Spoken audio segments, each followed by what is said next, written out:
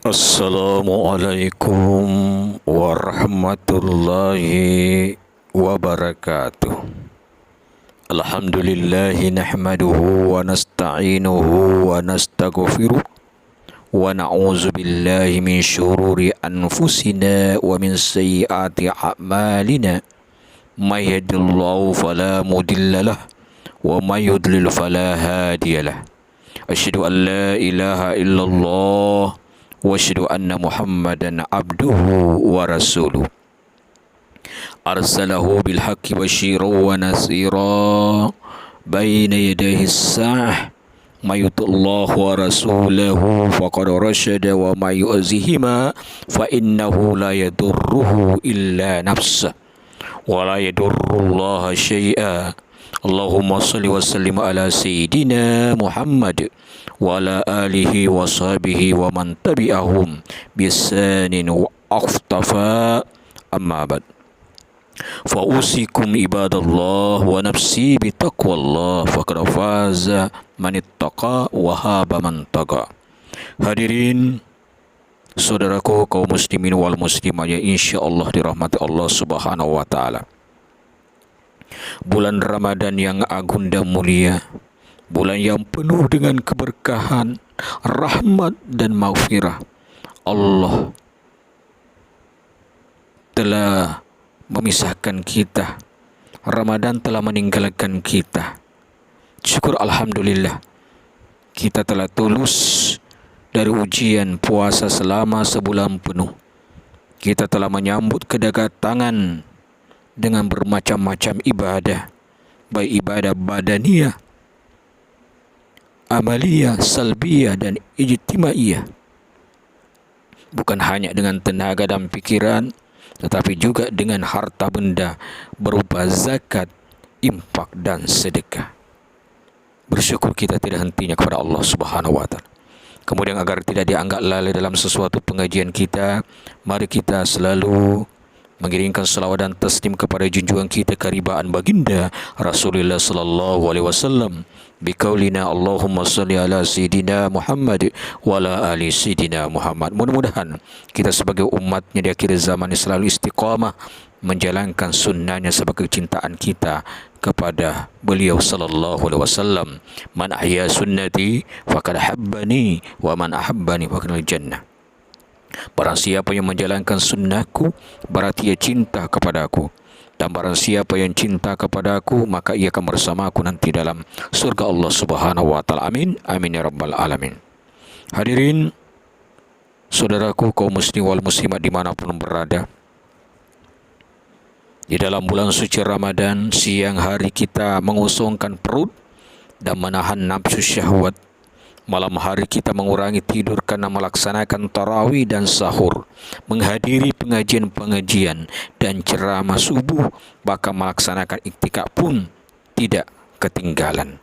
Kemudian disambung dengan mengeluarkan zakat fitrah, zakat mal, membaca takbir, tahlil, tasbih dan tahmid, mengagungkan, mengezangkan daripada keesaan Allah Subhanahu wa taala, memuji Allah yang Maha Suci, Tuhan sekalian alam.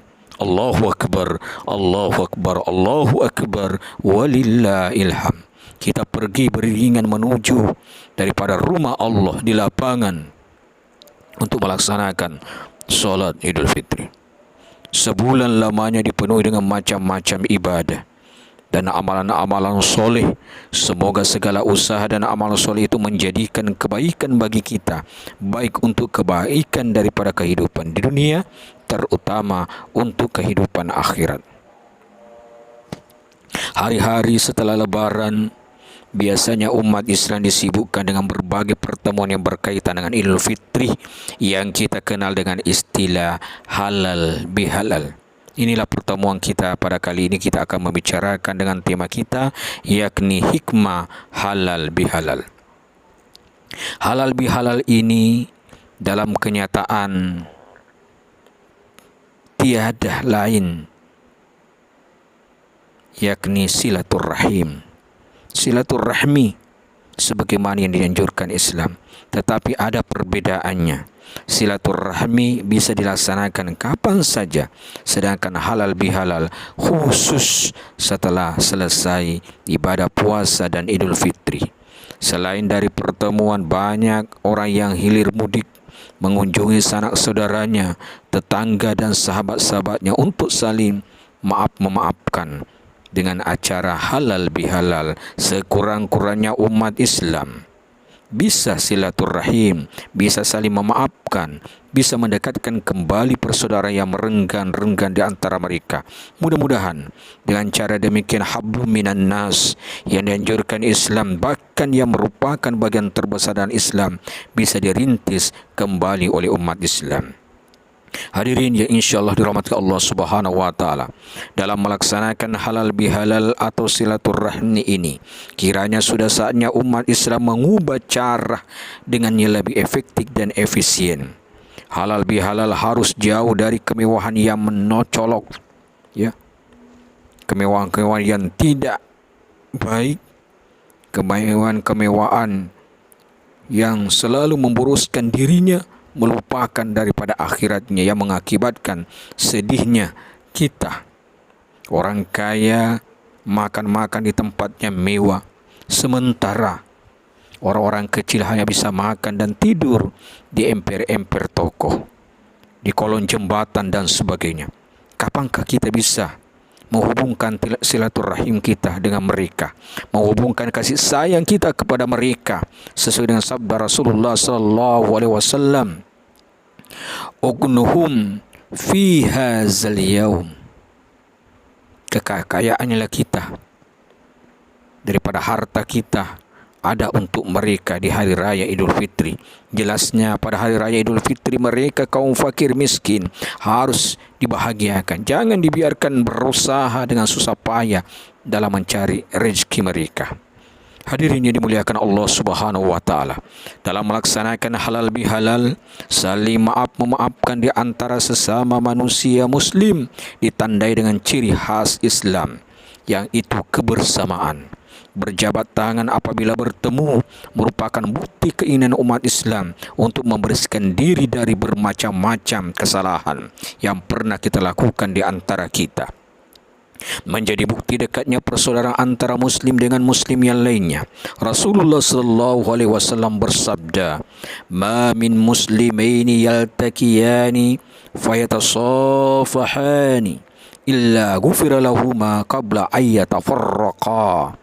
Dua orang muslim yang bertemu dan bersalaman akan diampuni dosanya sebelum keduanya berpisah kembali. Riwayat Abu Dawud, Tirmizi dan Ibnu Majah. Dosa dua orang yang bersalaman akan diampuni dengan syarat hatinya pun turut bersalaman, hatinya ikhlas saling memaafkan. Tetapi barang siapa yang bersalaman sedangkan hatinya tidak ikhlas atau bersalaman hanya merupakan formalitas, maka murka Allah akan diturunkan kepadanya sebelum tangan keduanya berpisah. Hadirin yang insya-Allah dimuliakan Allah Subhanahu wa ta'ala, agar dosa di antara kita terhapus sebagai hasil dan penyembahan ibadah puasa kita, sangatlah baik apabila pada kesempatan Idul Fitri yang telah kita lakukan kemarin itu, kembali kita mengadakan halal bihalal atau silaturahmi, saling mengunjungi untuk saling memaafkan. Sebaliknya, sangatlah rugi dan kurang baik apabila kesempatan yang baik ini tidak digunakan untuk sebaik-baiknya. Sebab orang yang tidak pernah mengulurkan tangannya untuk mengampuni kesalahan orang lain atau meminta maaf kepada orang lain bukan ciri orang yang bertakwa. Marilah kita perhatikan firman Allah Subhanahu wa ta'ala dalam Al-Quran surah Al-Imran ayat 134. Wal afina anin nas. Ciri orang takwa itu adalah mau memaafkan kesalahan manusia. Manusia harus memaafkan kesalahan orang lain sebab Allah Subhanahu wa ta'ala pun Maha Pengampun terhadap kesalahan hambanya. Oleh sebab itu, Orang yang bertakwa tentu akan bersedia memaafkan kesalahan sesamanya. Orang yang ingin mendekatkan diri kepada Allah harus mengikuti sifat-sifat Allah. Umpamanya Allah itu Maha Pengasih dan Penyayang. Manusia pun harus memiliki sifat itu. Demikian juga Allah Maha Pengampun, maka kita pun harus menjadi manusia pemaaf. Kekuasaan Allah yang tiada batasnya tidak akan mengakibatkan kemurahannya berkurang untuk mengampuni hamba-hambanya yang mau bertobat. Tetapi mengapa manusia memiliki kekuasaan terbatas, bahkan kekuasaannya itu pun ditentukan oleh Allah, tapi dia masih sombong sehingga tidak mau memaafkan kesalahan orang lain, atau apabila berdosa tidak mau meminta maaf. Oleh sebab itu Allah Subhanahu wa taala berfirman, fa'fu anhum wasfah innallaha yuhibbul muhsinin. Surah Al-Maidah ayat 13. Maka maafkanlah mereka dan biarkanlah mereka, sesungguhnya Allah menyukai orang-orang yang berbuat baik. Kita menyadari bahwa tidak ada seorang pun manusia di dunia ini yang tidak pernah salah atau tidak pernah memiliki dosa. Apabila dalam rangka hubungan antar manusia, antar sesama hamba Allah Subhanahu wa taala, pasti ada perbedaan pendapat yang tidak sedikit menimbulkan perselisihan. Hal ini merupakan bukti bahwa manusia itu tempat salah. Meminta maaf merupakan bukti bahwa manusia, kita semuanya ingin bebas dan bersih dari dosa atau salah.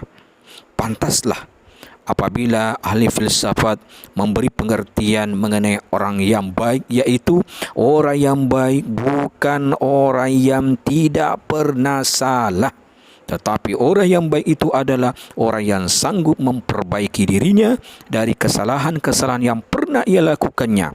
Salah satu cara memperbaiki kesalahan yaitu dengan meminta maaf. Halal bihalal atau silaturahmi. Hadirin yang insya-Allah dirahmati Allah Subhanahu wa taala.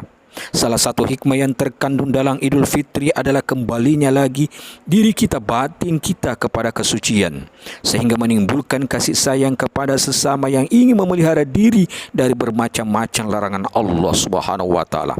Orang yang memiliki kasih sayang tentu akan selalu mudah mengulurkan tangannya untuk membantu saudara-saudaranya yang kekurangan. Silaturahmi selalu usaha bagaimana mendekatkan hubungan merupakan usaha mulia yang dicintai Allah. Bahkan silaturahmi merupakan bukti berimannya seseorang kepada Allah dan hari akhir. Rasulullah sallallahu alaihi wasallam bersabda, "Man kana yu'minu billahi wal yaumil akhir falyasir rahimah." Barang siapa yang beriman kepada Allah dan hari akhir, maka harus menghubungkan kasih sayang, silaturahmi. Riwayat hadis Bukhari, Muslim. Bahkan dalam hadis lain disebutkan bahwa di hari kiamat ada dua orang yang tidak diperhatikan oleh Allah, yaitu memutuskan persaudaraan dan orang yang berbuat jelek kepada tetangganya. Dua hadis barusan merupakan perintah kepada kaum muslimin agar tetap memelihara persaudaraan dan silaturahim, sebab hal ini merupakan ciri orang beriman dan merupakan usaha untuk menolak murka Allah pada hari kiamat. Hadirin yang insya-Allah dirahmati Allah Subhanahu wa taala, dengan hikmah halal bihalal ini diharapkan akan lebih sempurna kebersihan kesucian umat Islam dari macam-macam dosa di antara sesamanya, sehingga benar-benar bisa kembali lagi kepada fitrah yang disebut Idul Fitri. Dosa kepada Allah sudah dibersihkan selama bulan Ramadan dengan ibadah puasa dan amalia lainnya, sedangkan dosa kepada manusia sudah saling memaafkan, sehingga dosa-dosa itu tidak dibawa ke akhirat kelak, karena kita sudah dibersihkan ketika di dunia. Dalam sebuah hadis Imam Muslim disebutkan bahawa Rasulullah SAW pernah bertanya kepada para sahabat, siapa sebenarnya orang yang bangkrut? Para sahabat menjawab bahawa orang yang bangkrut adalah orang yang tidak memiliki uang dan tidak memiliki harta.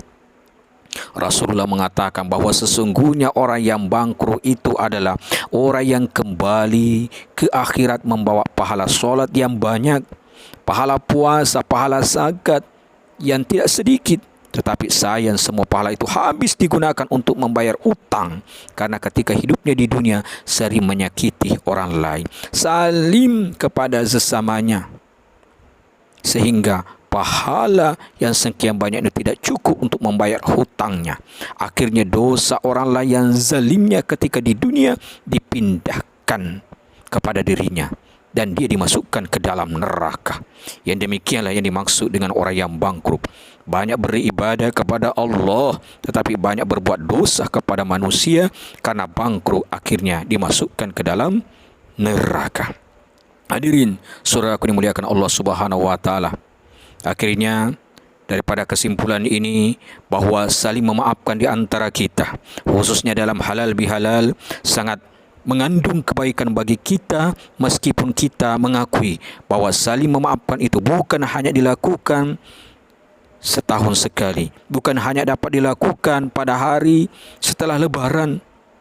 Salah satu kebaikan halal bihalal, kita bisa mendekatkan persaudaraan yang pernah renggang, bisa saling memaafkan. Jangan sampai dosa-dosa kita terbawa ke alam akhirat. Bahkan mudah-mudahan halal bihalal itu merupakan salah satu cara tobat kita dari dosa-dosa terhadap sesama manusia. Mudah-mudahan bermanfaat di dunia dan akhirat. Amin, amin ya rabbal alamin. Allahumma ya Allah, Engkau adalah Tuhan kami, tiada Tuhan selain Engkau. Engkau yang maha gagah, Engkau yang maha kuasa. Semoga Engkau melimpahkan rahmat dan karunia kepada kami agar kami mendapatkan kebahagiaan dunia dan akhirat. Allahumma ya Allah, jadikanlah kami dari bermacam-macam dosa terampuni ya Allah. Dosa-dosa kami terhadap sesama kami ya Allah, sehingga kami menjadi hamba-Mu yang bersih, suci dan fitrah ya Allah. Ampunilah segala dosa-dosa kami, dosa-dosa kedua orang tua kami ya Allah. Yang masih hidup, sihatkan, panjangkan umurnya ya Allah. Yang sudah meninggal dunia, lapangkan kuburnya, jadikan kuburan menjadi taman-taman surga-Mu ya Allah. Rabbana atina fid dunya hasanah wa fil akhirati hasanah wa qina azabannar. Wa sallallahu ala sayyidina Muhammadin nabi ummi wa ala alihi washabihi wa baraka wa sallam. Subhana rabbika rabbil izzati amma yasifun wa salamun alal mursalin walhamdulillahi rabbil alamin. Demikian Al-Fakir yang dapat saya sampaikan, mudah-mudahan ada manfaatnya. Mohon maaf ada kehilapan dan kesalahan, dan kepada Allah saya mohon ampun. Terima kasih atas perhatian dan kerjasamanya. Billahi bisabilillah haq, wallahu muwaffiq ila aqwamit thariq. Wassalamualaikum warahmatullahi wabarakatuh.